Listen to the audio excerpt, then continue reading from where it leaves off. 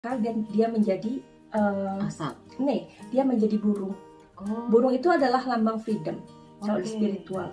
Ya, dia freedom, dia menuju ke tempat yang sudah disiapkan untuk dia untuk menjadi atau diperkenankan untuk reinkarnasi. Ini bagi kalian yang percaya reinkarnasi ya. Kalau kalian nggak percaya reinkarnasi, jangan dipaksa ya, karena ya dalam hidup ini kompleks ya, hidup ini luar biasa. Makanya aku bilang tadi, porsiku sebagai seorang spiritual, aku nggak mau dan nggak ingin menjudge orang. Apapun mereka datang ke aku peluk mereka, aku rangkul mereka. Istilahnya mereka, misalkan mereka tergoda dengan suami orang, ya, aku hargai dia datang. Kenapa? Karena ia ingin merubah hidupnya, seperti itu. Namanya healing ya? Iya, itu kemudian masuk ke healing nanti ya. Karena itu pekerjaan nggak mudah. Untuk dia butuh support dari luar untuk supaya dia kekeh dengan keinginannya meninggalkan suami orang atau istri orang, bener kan? Nah, jadi karena aku sadar bahwa Tuhan itu membuat kita, menciptakan kita menjadi manusia, dan kita mempunyai tugas sebagai manusia. Tugas manusia itu apa, Ibet? Kalau secara simple aja. Apa ya tugas manusia secara simple? Tugas manusia itu kita harus memanusiakan orang lain. Dah, itu aja ya. Itu aja, tugas manusia adalah memanusiakan orang lain supaya kita tidak menghakimi orang lain. Kita akan dengar kabar ya, atau melihat ada seekor anjing diseret atau apa. Itu aku tuh yang menangis. Aku juga kan. Ya, itu berarti empat kamu itu benar-benar peka. Aku banget juga. Jadi sampai tuh kan aku bilang, semua orang tuh sebenarnya dikasih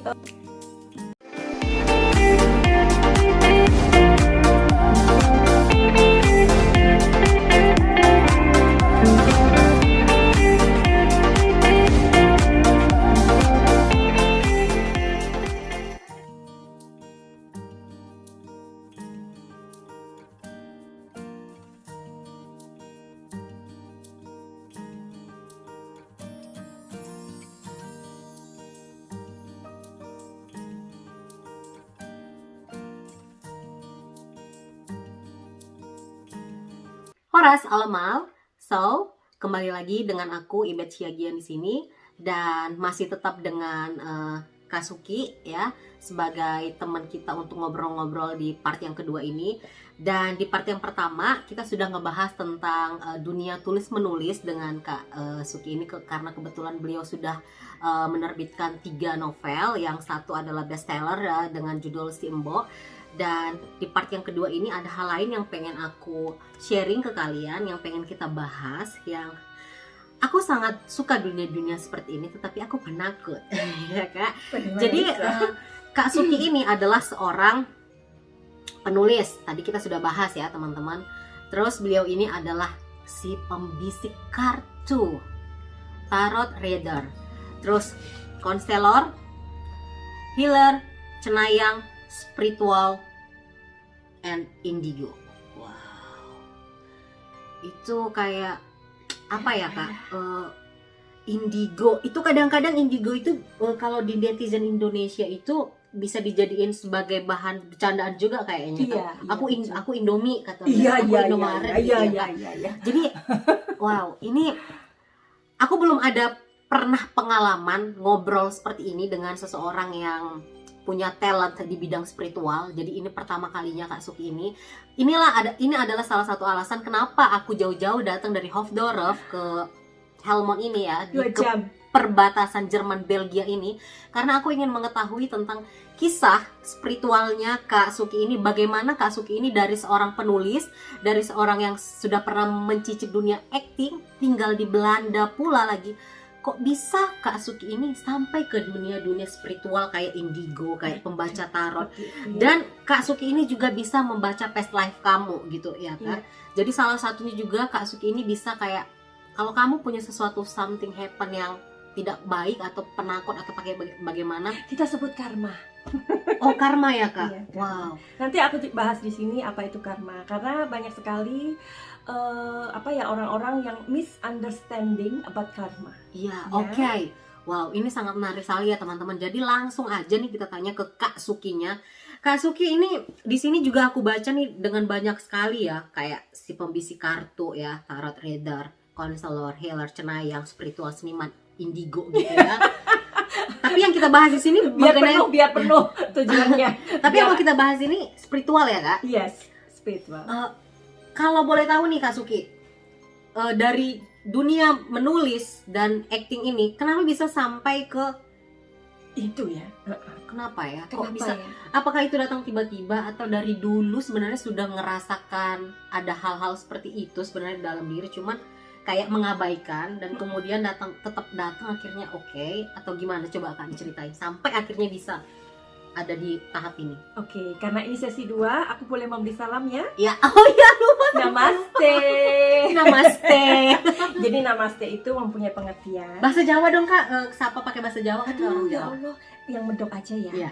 Jadi begini, namaste itu punya tujuan atau ucapan atau pengertian. Namaste itu adalah ungkapan terima kasih. Matur nuwun. Matur nuwun Gusti Pangeran untuk apa yang sudah terjadi dan apa yang akan terjadi. Wow. Disingkat saja, namaste.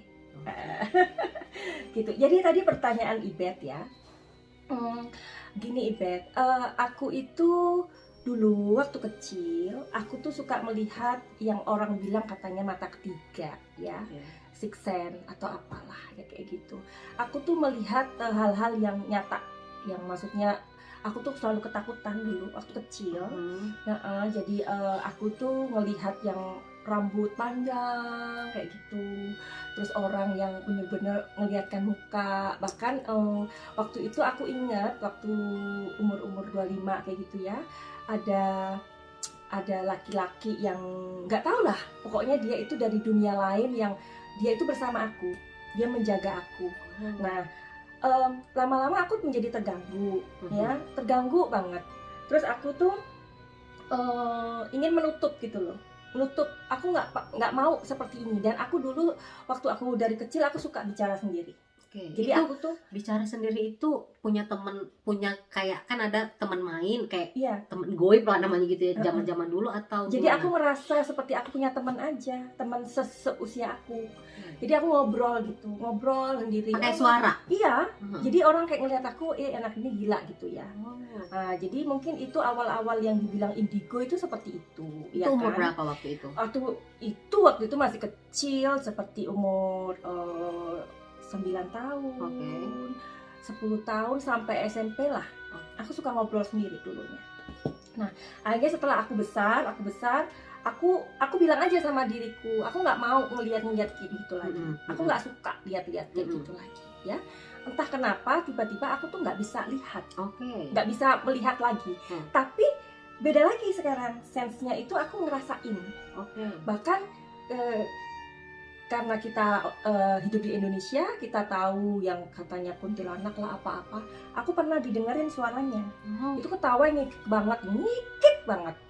Itu aku pernah Ibet. Itu jadi, emang benar-benar ngedenger ya Kak? Iya, jadi ngedenger. Nah, jadi awal-awalnya. Tapi itu malam ya? Malam. Nah, jadi awal-awalnya aku tertarik dengan dunia spiritual itu, aku seperti merasa dalam diriku itu ada sesuatu. Nah, jadi indigo itu sebenarnya setiap orang itu diberi sixth sense loh, everybody ya. Tetapi banyak orang tidak bisa menggunakan, bahkan tidak bisa mengenali, tidak menyadari ya. Tidak menyadari. Nah, orang-orang yang menyadari ini biasanya mencari tahu, Ibu. Nah, karena orang indigo ini kepo banget, orangnya super ingin tahunya luar biasa.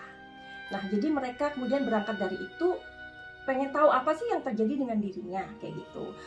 Jadi hal-hal yang waktu itu benar-benar yang aku ini kenapa ya seperti itu misalkan tiba-tiba ada orang yang waktu itu ya aku ingat awal-awalnya ada orang yang kesurupan ya. Jadi tiba-tiba aku tuh yang melarang orang-orang itu karena kalau orang kesurupan itu kan dikasih apa-apa ya semintanya dikasih, itu nggak boleh, jangan. karena kita ngikutin dia dong yang di dalam itu, nggak boleh. Tapi aku pernah dengar juga gitu Kak, tapi katanya kita ngasih itu supaya dia mau keluar gitu. Enggak, sebenarnya itu malah kita dipermainkan.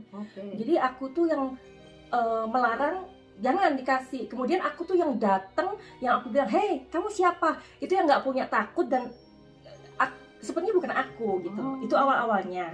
Nah kemudian aku berangkat dari menulis ya. Nah dari menulis itu sebenarnya dulu juga dimintain teman-teman, Agatha ayo dong nulis kayak nulis misteri pembunuhan ini. Nah tiba-tiba itu kayak rohnya yang datang ke aku. Itu udah mulai itu ya mulai. Nah kemudian aku tertariknya dengan ini awal aku tertarik akhirnya sama tarot. Sebelum tarot yang paling nyata itu aku pernah bermimpi seseorang yang aku kenal dan beliau itu meninggalnya bunuh diri. Nggak perlu disebut ya. Jadi kenapa sih orang ini selalu datang ke mimpiku? Itu pada saat dia sudah meninggal. Dan sorry to say meninggalnya itu bunuh diri. Ya. Jadi dia itu mendatangi aku dan dia bilang sama aku, bawa aku ke cahaya. Aku bingung dong, dibawa ke cahaya kemana gitu. Tapi dia selalu datang. Iya. Jadi akhirnya dengan pengetahuanku, dan waktu itu aku juga sempat belajar spiritual dengan seorang guru yang baik ya kan, yang membimbing ruhku, spiritku. Kemudian aku tahu cara-caranya dan mulailah di situ aku belajar untuk membantu dia, si orang ini. Aku pun komunikasi sama keluarganya, gini. Iya sih, ada temennya yang juga bilang aku didatengin sama dia dan dia juga minta tolong untuk dilepasin. Karena menurut kita ketahui, apalagi kalau kita berdasarkan agama ya, karena orang seperti itu kan meninggalnya nggak bagus atau apa-apa ya. Tapi kita di sini nggak boleh ngecas, ya. Itu bukan porsi kita. Kalau kita berpikir orang bunuh diri itu adalah orang yang nggak punya iman atau jauh dari Tuhan, itu salah besar. Karena jika ditarik ke belakang, ada something wrong dengan inner child-nya. Nanti yang akan aku kupas ya. Jadi singkat cerita, aku kemudian membantu orang ini untuk menuju ke cahaya dengan caraku.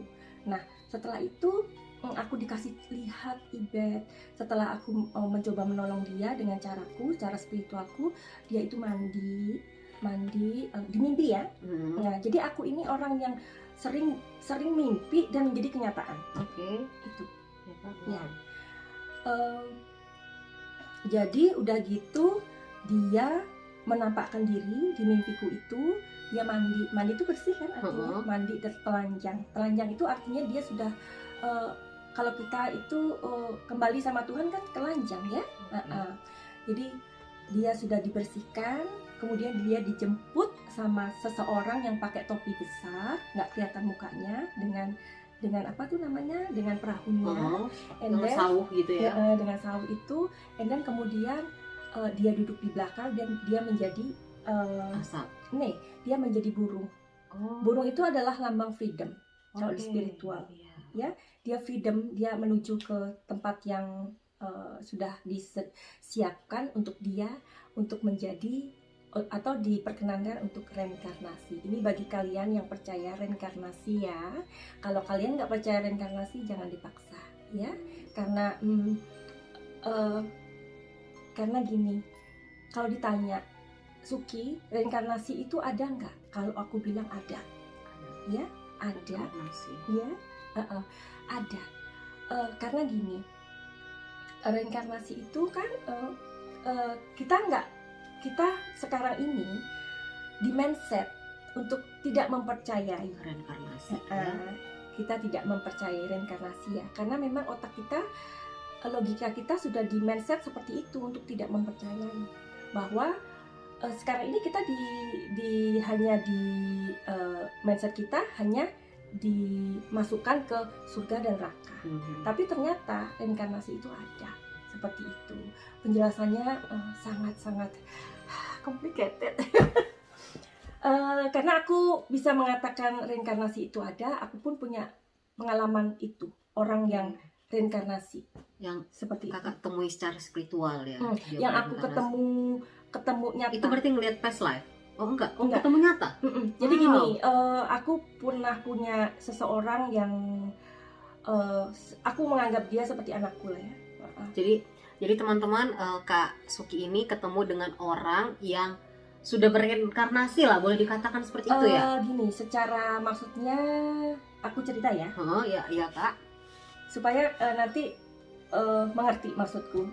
Jadi aku punya seseorang yang sudah aku anggap banget kayak anakku gitu ya. One day dia meninggal. One day dia meninggal. Terus kamu percaya nggak? Sebelum dia meninggal dia pamit sama aku. Itu really aneh kan? Sebelum dia meninggal, dia sakit. Ya, dia sakit. Dia pamit. Terus waktu 40 hari dia selalu datang di mimpiku. Selalu. Jadi nggak tiap hari, tetapi dalam waktu 40 hari itu dia datang terus. Dia panggil aku bunda kan, dia bunda gini, ngobrol benar-benar dia ceritain, dia datengin aku, dia kasih tahu tempatnya dia, nunggu katanya. Aku disuruh nunggu di sini bunda, tempatnya itu bagus dan dia meninggalnya masih muda ya. Tempatnya itu bagus, biru dan putih, jadi seperti pulau sendiri. Dia ada di pulau sendiri. Dia pakai baju putih-putih, ganteng sekali gitu kan. Aku tanya, kamu nunggu untuk buat ngapain? Aku masih nggak ngeh. Udahlah nanti bunda tahu katanya. Udah gitu, setelah 40 hari, mau 40 hari, dia bilang, bunda aku nggak bisa datang lagi ke bunda. Kenapa? Aku bilang, pokoknya aku nggak bisa datang bunda gitu. Terus dia pamitan sama aku, terus dia jalan-jalan naik sepeda sama aku. Nah setelah itu, kamu tahu dia nggak bener-bener nggak nongol lagi. Di mimpiku itu. Nah terus udah gitu, setelah 1 tahun kemudian kurang ya, aku melihat sebuah bunga teratai. Itu dia gini, dia mekrok. Bahasa Jawa, mengembang. Dia ini keluar gitu kan. Dia kuntumnya itu tersembul gitu kan. Di situ ada bayi yang keluar. Aku percaya. Bayi yang keluar itu maksudnya gimana? Itu dia reinkarnasi. Tapi emang bayi enggak kan? Iya, jadi dari sepandangan kakak aja gitu. Iya, kan? sesuatu keluar dari teratai itu seorang bayi. Dan aku tahu itu dia. Dalam mimpi. Ya itu aku tahu bahwa dia sedang reinkarnasi. Karena ya dalam hidup ini kompleks ya, hidup ini luar biasa. Makanya aku bilang tadi, porsiku sebagai seorang spiritual, aku nggak mau dan nggak ingin menjudge orang. Apapun mereka datang ke aku peluk mereka, aku rangkul mereka. Istilahnya mereka, misalkan mereka tergoda dengan suami orang, ya, aku hargai dia datang. Kenapa? Karena ia ingin merubah hidupnya. Seperti itu. Namanya healing ya kan? Iya, itu kemudian masuk ke healing nanti ya. Karena itu pekerjaan nggak mudah. Untuk dia butuh support dari luar untuk supaya dia kekeh dengan keinginannya meninggalkan suami orang atau istri orang. Bener kan? Nah, jadi karena aku sadar bahwa Tuhan itu membuat kita, menciptakan kita menjadi manusia, dan kita mempunyai tugas sebagai manusia. Tugas manusia itu apa, Ibet? Kalau secara simpel aja. Apa ya tugas manusia secara simpel? Tugas manusia itu kita harus memanusiakan orang lain. Iya. Udah itu aja ya. Itu aja. Tugas manusia adalah memanusiakan orang lain supaya kita tidak menghakimi orang lain. Itu. Jadi apapun, siapapun yang datang sama aku welcome. Karena di sini kalian ingin melihat suatu perubahan, melihat tujuan hidup dan misi hidup. Okay? Because everybody punya tujuan. Jadi mungkin teman-teman nanti kita bahas-bahas lagi. Tapi kalau teman-teman pengen kayak konsultasi dengan Kak Suki ini juga membuka online ya Kak. Tapi nanti akan kita bahas. Ini sekarang kita akan ngebahas satu persatu dulu tentang Kak Suki. Cuman sebelumnya nih aku mau bilang dulu ke suamiku, my love, you can sleep here like this. Ya, listening, you understand. Enjoy yourself ya Menir. Suamiku di situ. Soalnya karena aku suaminya luar biasa loh. Perjalanan jauh, jadi aku bawa ini penjaga hatiku itu bersama perjalanannya ya. Nah, itu tadi mengenai apa tuh Kak yang kita bahas itu? Tadi kan kita ngobrolin kenapa akhirnya aku tertarik seperti itu. Iya. Dan kemudian setelah pengalaman-pengalamanku yang seperti ini, akhirnya aku tertarik dengan tarot. Oke. Ternyata aku akhirnya tahu bahwa tarot itu adalah seni membaca lewat energi. Oke. Jadi kenapa aku bisa membaca orang yang katanya, ini bukan pengakuanku ya, katanya klien aku ketika dibaca readingnya itu akurasinya 90%, bahkan sampai 98%. Kalau 100% nggak mungkin ya, itu nggak boleh kita membuat satu pengakuan seperti itu. Jadi tarot sebenarnya adalah alat untuk mengintip gitu. Makanya kan aku kasih aku itu si pembisik kartu ya. Jadi guys, aku juga nanti pengen dibacain tarotku sama Kak Suki ini gitu ya. Mau tanya apa dia? Kita lihat nanti apa yang mau aku tanya dan apa hasilnya.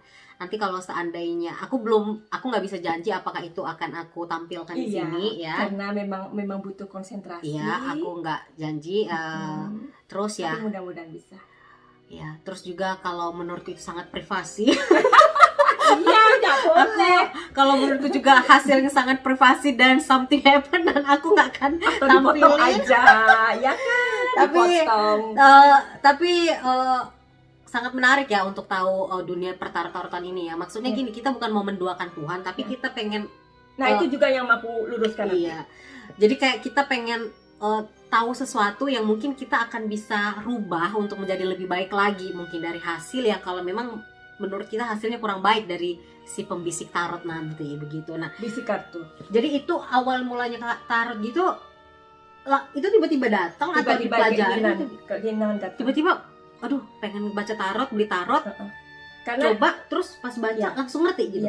Iya. Jadi selama ini waktu aku nggak pakai tarot, jadi aku itu ketika misalkan tetap ya orang datang ke aku waktu di Bali itu banyak sekali orang datang ke aku itu sudah di Bali itu sudah. Aku kan tinggal di Bali. Iya. Bahkan sebelum aku ketemu sama Diego kayak gitu, aku sudah berangkat ke situ ya. Jadi orang-orang sudah mulai tahu membicarakan aku seperti itu.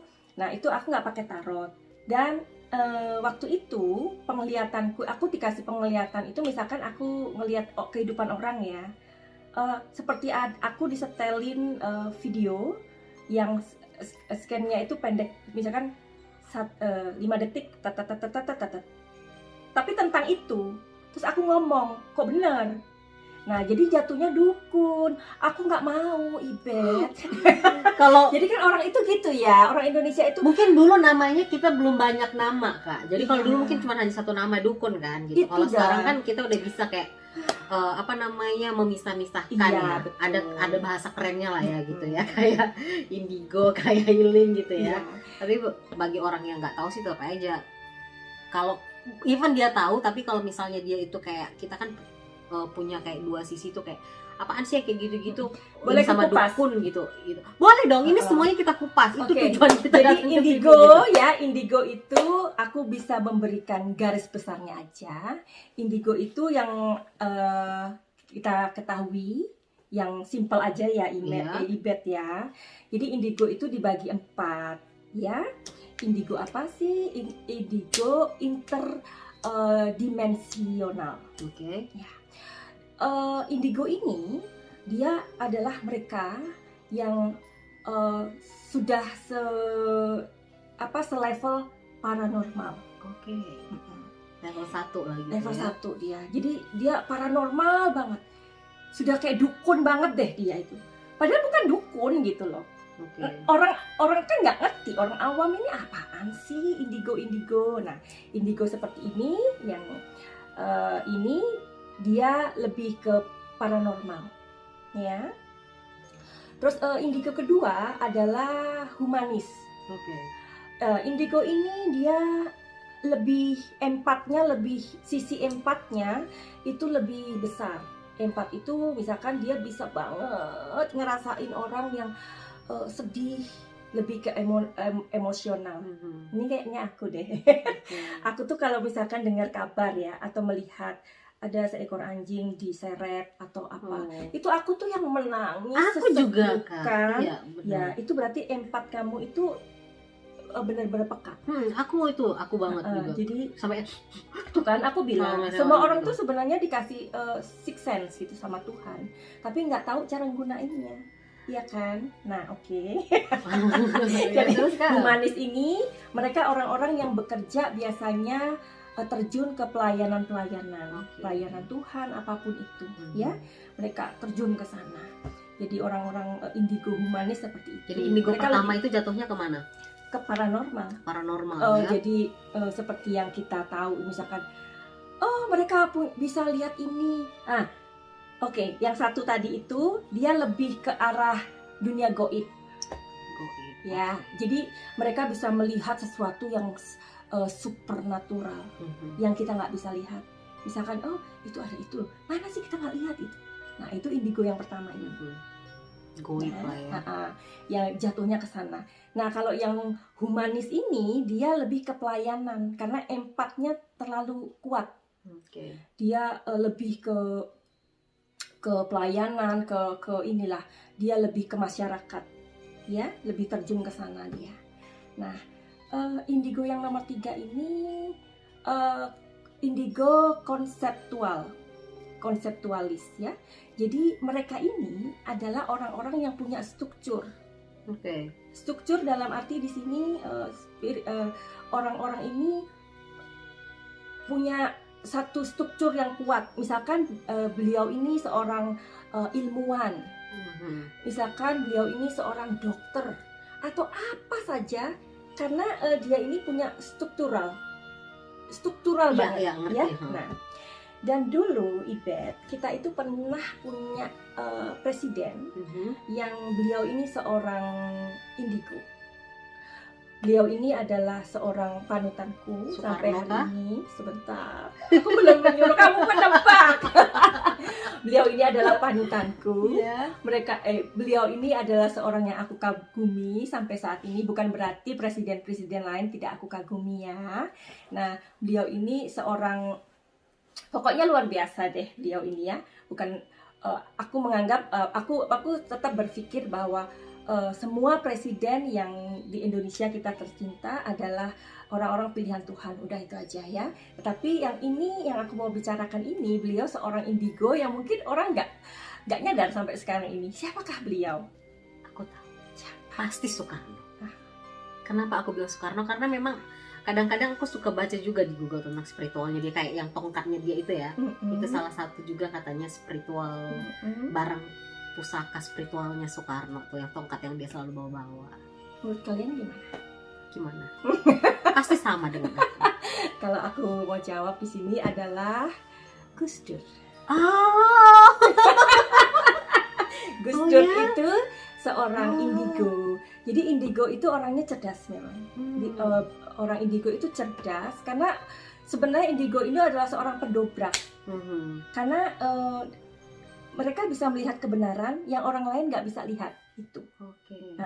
Nah, indigo keempat adalah indigo artis, ya. Kenapa dinamakan artis? Karena Ibet percaya nggak, dari sebuah lagu yang dinyanyikan atau diciptakan itu bisa menjadi satu obat. Orang itu bisa menangis. Ketika menangis itu ternyata itu healing. Orang itu bisa tertidur, orang itu bisa tersenyum kayak gitu. Itu adalah masuk ke healing. Orang-orang seperti itu Tuhan memberikan satu, maksudnya dialah yang dipilih sebagai indigo artis. Dia bisa seorang pencipta lagu, pokoknya pelukis, yang berbau art. Nah, ya kan, artis itu kan seniman ya. Nah, itulah yang tadi aku bisa kupas di sini. Ada 4 indigo yang kita kenal, ya. Kalau menurut kamu aku indigo apa? Ya kayak Kak Suki bilang lah, yang kedua lah ya. Kedua dan keempat. Iya. Sisi yang nomor satunya ada, tetapi kan aku udah kayaknya jatuhnya dukun. Aku nggak suka dibilang dukun itu. Karena goib gitu ya. Karena terlalu bersentuhan dengan metafisika akhirnya. Oke. Terus gini, Ibet, tadi kan kamu bilang kamu mau melihat kartu kamu, ya kan? bukan berarti kita mendahulukan Tuhan. Nah, ini loh anggapan yang keliru di masyarakat ya. Kalau kita datang ke seorang tarot reader, mereka sudah berasumsi, mereka sudah mengkategorikan bahwa itu mendahului Tuhan. Nah, sekarang mendahului Tuhan itu yang di sisi mana? Ya kan? Nah, sekarang gini, kalau aku bilang bukan mendahului Tuhan, tetapi kita bekerja sama dengan Tuhan. Ya, kenapa? Misalkan contoh orang itu mau bunuh diri karena beberapa klien aku datang ke aku, mereka punya keinginan bunuh diri. Ini contoh ya. Ketika mereka datang ke aku, melihat kartunya, ada apa sih Madam Suki? Aku kok punya keinginan seperti ini. Akhirnya dilihat kartunya. Si pembisik kartu kemudian bilang, ayo, ada apa di inner child kamu? Inner child itu apa? Inner child adalah sosok kecil di dalam diri kita yang terluka. Nah, inner child ini setiap orang punya, ketika mungkin kecilnya dulu dia dibedakan sama kakaknya, atau dia pernah dibully. Ini masuk ke tarot ya? Masuk. Jadi tarot itu sebenarnya ada pendekatan psikologi. Nah, orang itu kan makanya mindsetnya udah dianggap aja kita itu mendahulukan Tuhan. Padahal pekerjaan kita nggak seperti itu. Justru kita bekerja sama dengan Tuhan. Gitu. Tapi itu dia Kak. Apa namanya, ada juga yang aku dengar tuh kayak kalau misalnya kita lagi ngebaca tarot itu kan, itu kan seperti Kak bilang si pembisik kartu, berarti ada yang ngebisikin juga ya.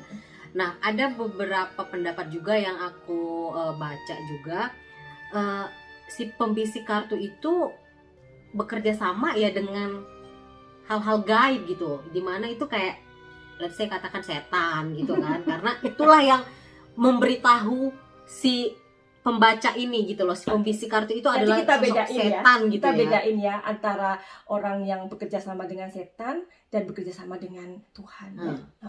Oke, menarik. Jadi tadi Ibet kan bilang siapa sih yang membisikin? Sebenarnya yang membisikin adalah intuisi. Iya, aku setuju itu intuisi. Apa? Ya. Intuisi itu adalah firasat. Ya. Ya, intuisi itu adalah firasat. Setiap manusia ini punya firasat. Kamu percaya nggak? Intuisi itu ternyata bisa menyelamatkan masa depan orang. Oh iya, yes. Ya aku percaya. Ya, percaya. Nah sekarang kalau intuisi ini nggak boleh dipakai, ya Tuhan itu kan menciptakan kita dengan intuisi, dengan firasat. Misalkan Ibet mau berangkat ke sini, aduh kok tiba-tiba males ya, padahal semuanya udah siap, udah prepare, tinggal berangkat doang. Tapi kok kamu males? Nah, ikutin itu. Ternyata tiba-tiba kamu mendengar kabar, oh ya, seharusnya kereta yang kamu naikin ini atau apa ini ternyata mengalami kecelakaan. Nah, itu kan namanya intuisi. Nah, kalau intuisi itu tidak diperbolehkan atau dilarang, buat apa dong Tuhan menciptakan intuisi? Nah, satu lagi, apa yang membedakan intuisi itu kita bekerja sama dengan setan atau yang baik lah, yang gitu baik ya. Lah ya. Jadi kehidupan ini kan kita bisa lihat yin dan yang ya. Di dalam yin ada yang, di dalam yang ada yin, itu kan. Nah, tapi kan secara global kita bisa melihat, bisa mengatakan ada yin dan yang, ya kan. Nah, sekarang gini, cara membedakannya ketika kamu atau kalian datang ke tukang tarot, aku bilangnya tukang tarot, ke tarot reader, bedakan. Kalau dia memberikan advice yang bagus, yang positif, dan kamu setuju, jiwa kamu setuju, lakukan, berarti dia bukan dari yang sisi yang gelap. Kalau misalkan bertolak belakang, misalkan mau nggak dikerjain, nah dikerjainnya kayak gimana? Ya dibuat aja dia, ditutup rezekinya atau apa? Itu adalah sesuatu yang sudah berbalik arah, ya kan? Nah sekarang begini, ibarat kita punya pisau. Pisau itu kan punya dua sisi, dua mata, ya. Kalau kita gunakan di dapur, pasti akan berguna untuk memasak dan lain-lain. Kalau digunakan untuk cara menodong orang, membunuh orang, ayo, sama dengan intuisi. tapi aku percaya dengan intuisi ya. Iya. Makanya kayak gini, aku tuh pribadi kalau seandainya aku mau kemana gitu kan, tapi tiba-tiba rasa malas Itu kan sekali gitu mau pergi, aduh pokoknya malas sekali gitu ya, malas banget deh. Tiba-tiba kayak hati bilang tuh, udah deh jangan pergi iya, gitu. itu kan. Jadi Dan kamu menuruti iya, aku dan menurutin, aku menurutin. Aku nggak tahu itu benar atau enggak, karena setelah aku cancel atau apa mungkin aku nggak mendengar ada berita apa-apa gitu kan. Tapi ya aku kalau emang udah rasa kayak dari dalam Nggak serak hatiku, gitu soulku ya, bilang, iya. udah aku nggak kepengen keluar, aku bakalan nggak pengen Iya keluar. kan, Gitu. tapi memang ada seperti itu. Memang Tuhan itu memberikan firasat itu ya kepada kita karena untuk memprotek sebenarnya. Nah, ini bagaimana jika terjadi di kita mau meraih sesuatu atau goal kita yang namanya masa depan, karena nggak ada satupun orang yang bisa melihat masa depan, Iben. Kalau dia seorang reader tarot terkenal di dunia pun nggak bisa dia melihat masa depan. Itu bullshit ya. Iya. Yang bisa dia lihat adalah misalkan Ibet di sini, Ibet di titik A, masa depan itu di titik B, ya kan? Nah, sedangkan untuk menuju jalan ke B, Ibet, pasti kan kamu mempunyai jalan alternatif, ada jalan tikus, ada jalan tol, ada beberapa jalan. Nah, karena kamu bingung untuk pergi ke titik B itu, kamu membutuhkan reader tarot, membutuhkan intuisi dia, jalan mana sih yang sebenarnya ke sana, seperti itu. Oke. Mengerti ya? Jadi bukankah itu kita bekerja sama dengan Tuhan, bukan sebaliknya? Coba dipikir. Nih aku mau tanya ke Kak Suki, tapi jangan langsung dijawab. Pertanyaannya adalah, Kak Suki kan bisa ngebaca ngebaca sesuatu dari tarot ya. Atau nanti kita bahas lagi tentang melihat past life-nya orang gitu ya, tentang past life-nya orang. Yang ingin aku tanya adalah, apakah Kak Suki sendiri bisa melihat masa depannya Kak Suki atau melihat past life-nya Kak Suki di dulu kala itu Kak Suki adalah apa gitu. Nah, sebelum kita mengetahuinya apakah Kak Suki yang bisa membaca tarot tentang masa depan orang dan melihat dia ini dulunya apa sih sebelum dia bereinkarnasi seperti sekarang ini, dia dulunya apa gitu, kehidupannya apa. Gitu kan? Sebelum dijawab, kita sudahin dulu part yang kedua. Kita masuk ke part yang ketiga teman-teman. Jadi jangan lupa part yang ketiga akan lebih menarik lagi, karena di part ketiga kita akan berbicara tentang bagaimana Kak Suki ini membaca past life-nya orang, dulunya dia sebagai apa. Apakah dulunya dia sebagai budak atau sebagai pangeran atau sebagai apa, yang aku juga penasaran, karena aku ada curhat sedikit tentang Kak Suki, tentang diriku yang sangat penakut. Aku luar biasa penakut, dan Kak Suki ngasih tahu ada sedikit cerita yang dia tahu tentang past life-nya orang yang dia pernah beliau ini dari pernah experience kita sekarang berbicara tentang experience-nya Kak Suki. Jadi emang benar-benar yang real gitu. Nah, kita masuk ke part yang ketiga, dan see you in the part ketiga dengan sesi yang lebih menarik lagi. Namaste. Namaste.